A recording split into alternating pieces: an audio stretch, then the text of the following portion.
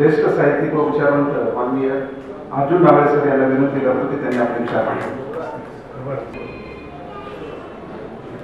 छत्रपती शाहू शिवाजी महाराज, क्रांतीवीर फुले, छत्रपती शाहू महाराज आणि बाबासाहेब आंबेडकर यांच्या क्रांतिकारी विचाराला त्यांचं अभिवादन करतो. खरं म्हणजे खूप चांगली भाषणे ऐकलेली आहे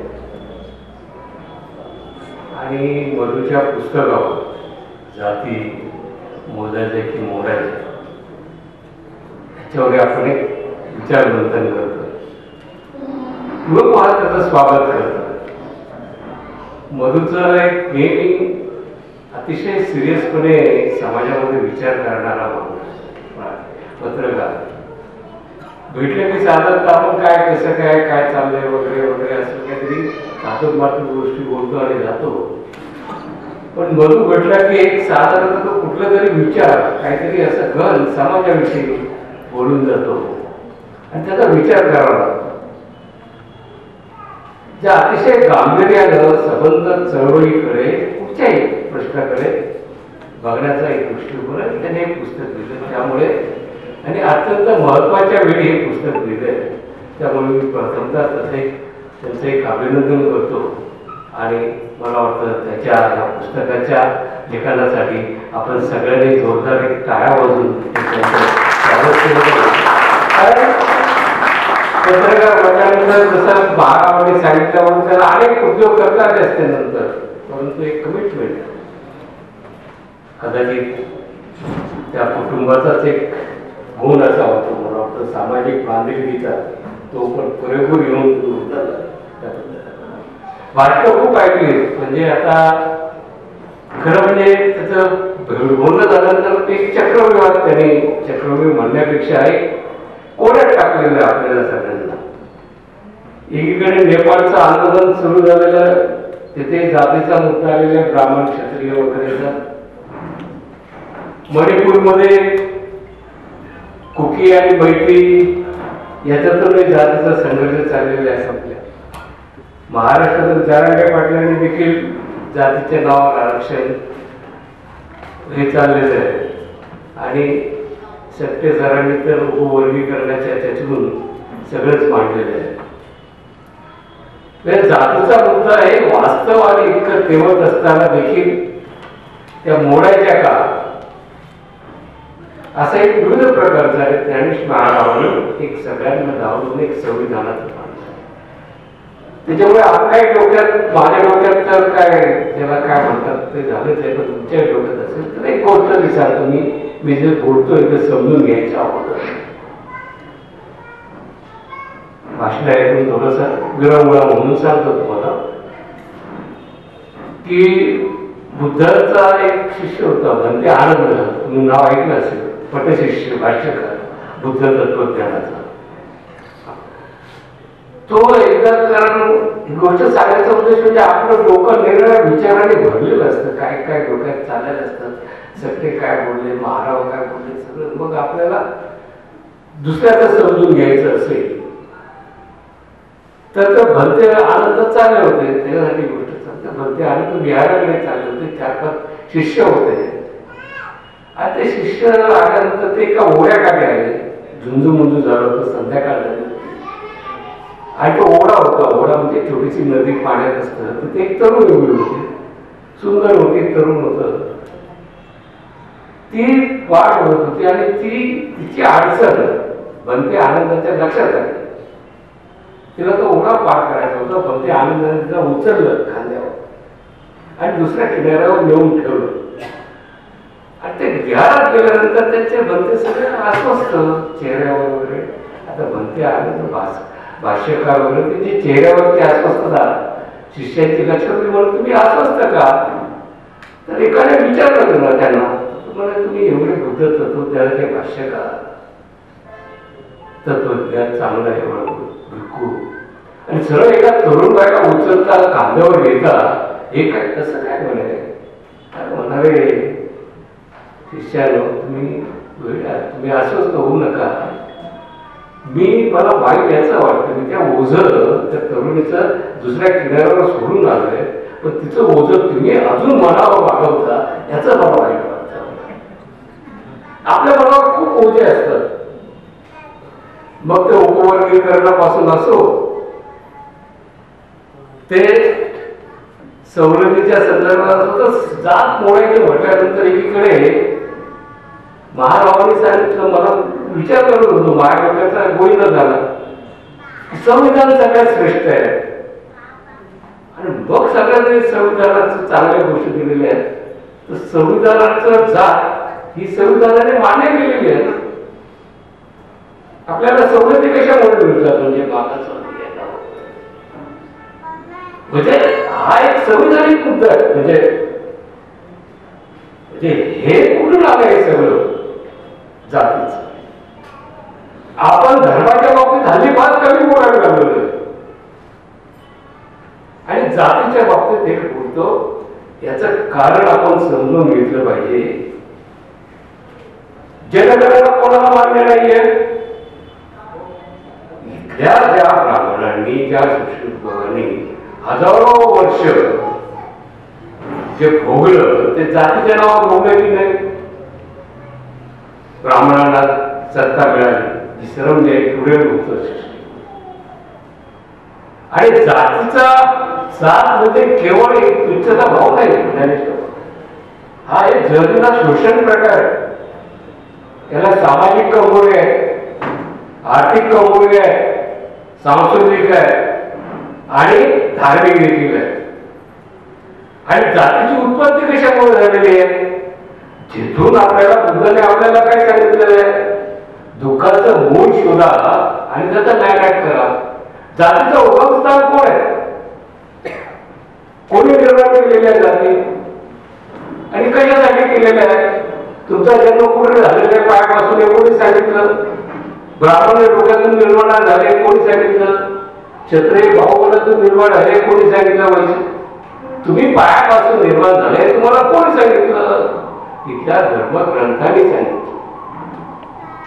इथल्या त्या धर्मग्रंथापासून ज्यांचं हजारो वर्ष व्यवसाय आणि पोटपाणी जी व्यवस्था टिकून झालं त्याने ते सांगितलं. म्हणजे इथल्या धर्मग्रंथावर प्रहार करणं हे बाबासाहेबांनी हिंदू धर्म का सोडला, का सोडला.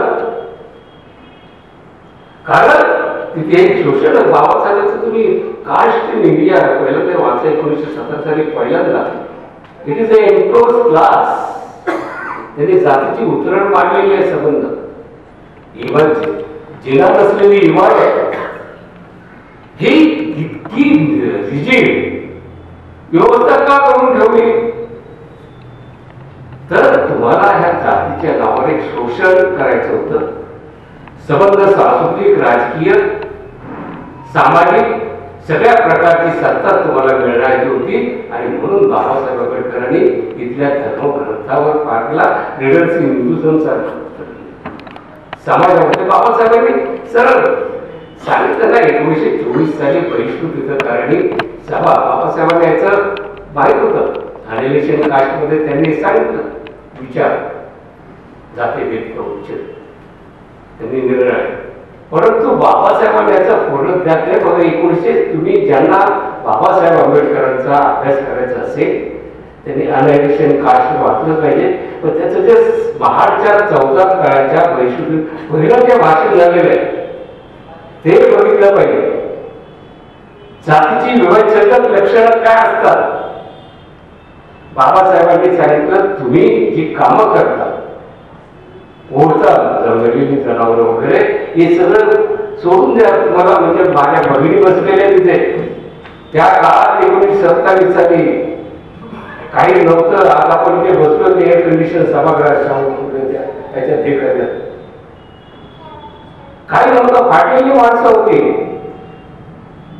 प्रचंड धनलाडके म्हणत धर्म मांडणं मात्र त्याचा प्रभाव त्यांच्यावर दहशत.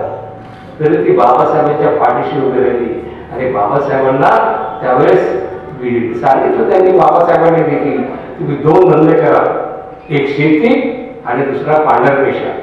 शेती म्हणजे तुम्हाला जर जमीन असेल हे बघा म्हणजे बाबासाहेब किती दूरदृष्टीचे होते हे संबंध व्यवसाय. तुमच्याकडे शेती नसेल तर ब्रिटिशांना सांगून पडीखाली गायरान जमिनी हे देऊ. आंबेडकरी चळवळीतले पुढे हा मुद्दा नेला. कर्मवीर दादासाहेब याच्यापासून दलित पॅंथर असो रिपब्लिकन पक्षाचे व्यवहार गायरान जमिनीसाठी आपण लढलेलो. पांढर पेशवा म्हणजे शिक्षित व्हा. बाबासाहेबांनी उत्तर प्रदेशातील ब्राह्मणांचा पांडे म्हणून उल्लेख केलेला आहे. पांडे आणि स्वयंपाकी म्हणून महाराष्ट्रातले हे संबंध.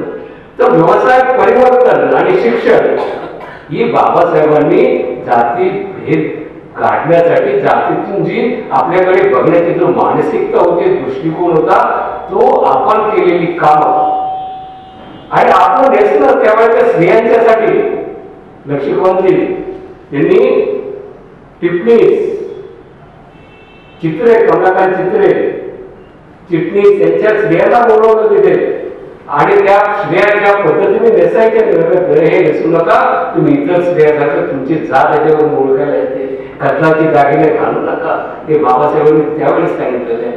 म्हणजे बाबासाहेबांना ज्या व्यवस्था इथल्या व्यवस्थेने राहिलेल्या होत्या म्हणजे मानसिक गुलामगिरी सोपवलेली होती तुमच्यावर. एक प्रकारे लाचारीचं जीवन सोपवलं होतं. त्या लाचारीच्या जीवनाची जी शोषण व्यवस्था तिला लाच मारून स्वतंत्रपणे एक आत्मभान आणि जागृतपणा तिला आंबेडकर चळवळ म्हणतात. आणि त्याविषयी मी सांगितलं आपल्या चळवळीचा आपल्या आंबेडकरी चळवळीचा DNA म्हणजे चळवळ हे लक्षात घे. चळवळ बाबासाहेब ह्या देशामध्ये परिवर्तन होणं सहज शक्य नाही. आणि 1000 वर्षापासून बुद्धापासून प्रयत्न झाले जातीभेद तोडण्याचे आणि जातीभेदाच्या नावाखाली ते शोषण होतं. मग ते जी उतरंड आहे मी त्या सगळ्या याच्यात जात नाही. परंतु अशा काळामध्ये आपण आणि एकीकडे आपण संविधानाचं बाजू मांडतो. आता केवळ जाती व्यवस्था आरक्षणामुळे टिकली हा एक अवयव ठेवली जाते. India for youth for equality म्हणून नावाची एक संस्था आहे RSS प्रणित जिचा अण्णा हजारेच्या वेळेस दिल्लीमध्ये ज्याच्यात केजरीवाल सारखे पण लोक होते. आता ते PM मद्रासमध्ये घुसले होते आणि तिथल्या शिवरायांना सांगतात आम्हाला सवलती नको. ही जात ही इथे जे हिंदू राष्ट्र निर्माण करणारे प्रयत्न करतात त्यांना वाटतं की धर्माच्या आणि जातीच्या नावावर इथले सवर्ण इथले वर्ग हे पुढे येतात. प्रतिक्रांती आणि क्रांतिकार वर्गीकरणाकडे येतो. बाबासाहेबांनी रेव्होल्युशन आणि काउंटर रेव्होल्युशन लिहिलेलं आहे. त्याच्यामध्ये त्यांनी सातत्य इतिहास मांडलेले ज्यावेळेस नाकारलेले समूह ज्यावेळेस इथे दडपले गेलेले समूह आपल्या न्याय हक्कासाठी उठतात मुख्य प्रवाहात येतात आणि मुख्य प्रवाहात येऊन इथल्या प्रस्थापितांच्या आर्थिक हितसंबंधांना सामाजिक हितसंबंधांना हे मारतात. त्यावेळेस इथे प्रतिक्रांतीची सुरुवात होते. मला वाटतं ही प्रतिक्रांतीची सुरुवात आहे हे तुम्ही लक्षात घ्या.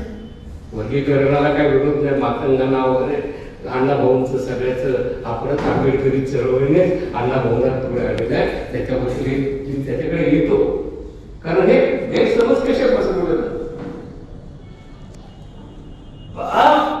वर्गीकरण म्हणजे काय हा एक अजेंडा आहे. मला लक्षात घ्या ज्या जाती शिकलेल्या बाबासाहेबांच्या महाराष्ट्रातले बौद्ध समाज असेल उत्तर प्रदेशातला जाटव असेल इकडचा आणखी एक त्याच्या मुख्य जाती दलितांच्या शिकलेल्या त्या आंबेडकरवादी विचार घेऊन इथल्या विषम व्यवस्थेला ब्राह्मणी व्यवस्थेला धक्का देतात. त्यांना कुठेतरी खर्ची करायचं एक कारस्थान झालेलं आहे उपवर्गीकरण. हे लक्षात घ्या. हे लक्षात घे. आत्ताच काय येत आणि ताबडतोब महाराष्ट्रात देवेंद्र फडणवीस कमिटीचा कारण संबंध धोका इथल्या ब्राह्मणी व्यवस्थेला हिंदू राष्ट्र व्यवस्थेला जाती व्यवस्थेला तिथला बौद्ध मातंगाला किती केलं जात आहे. सगळ्या रस्त्यात मी बोलतो लवली असतात आणि बाबासाहेब आंबेडकरांची तुलना सांगून मिळलेले एक मोठे भीमा कोरेगावच्या ह्याच्यात आणि हे संबंध भिडे गुरुजींच्या पाठीमागे फिरतात. ते सांगतात मग बाबासाहेब आंबेडकर जे तुम्ही घ्यायला जाता कुठे भीमा कोरेगावला ते महासैनिक ब्रिटिशांबरोबर साठी लढले आणि आपले वीर लहुजी असतात ते ब्रिटिशांविरुद्ध लढले. मग देशभक्त कोण? हा संभ्रम तिथे पसरवतात. अरे बाबासाहेबांनी बंच ऑफ थॉट्स मध्ये गोळगोळ बोलली नाही जशी मग गांधी बाबासाहेबांच्या याच्या विरुद्ध हे केलेलं त्या काळात.